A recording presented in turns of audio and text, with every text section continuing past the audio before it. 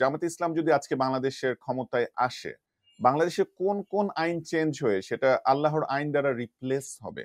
এই বিষয়গুলো কি একটু স্পেসিফিকলি না, বলতে পারবেন? সে তো রাষ্ট্র কাঠামোতে আইন প্রণয়ন বিধান তো একটা বিস্তীর্ণ ব্যাপার। আমি যদি মৌলিকভাবে যদি আমি বলি, ধরুন আমাদের সমাজে এই মুহূর্তে যে বড় বড় চ্যালেঞ্জ, হুম, হুম, অর্থনীতিতে আমাদের যে চ্যালেঞ্জ, সেগুলো সেখানে দুর্নীতি, লুটপাট, সুদভিত্তিক অর্থনীতির কারণে মানুষের মধ্যে জুলুম, অর্থ পাচার, এগুলো যে চলছে, সেখানে বৈদেশিক ঋণের উপরে নির্ভরশীলতা কমিয়ে রপ্তানি নির্ভর উৎপাদন ও কৃষি খাত এগুলো শক্তিশালী করার ব্যাপারে যদি সততা, অনেস্টি হুম, হুম, এবং চরিত্র নৈতিকতার সীমার মধ্যে যদি আমি কনফাইন থেকে আমার অর্থনৈতিক জীবনটা আমি যাপন করি, কাউকে জুলুম না করি, কারোর হক এবং তার প্রাপ্য আমি না ঠকাই, এটা কিন্তু ইসলামের একটা বেসিক প্রিন্সিপাল।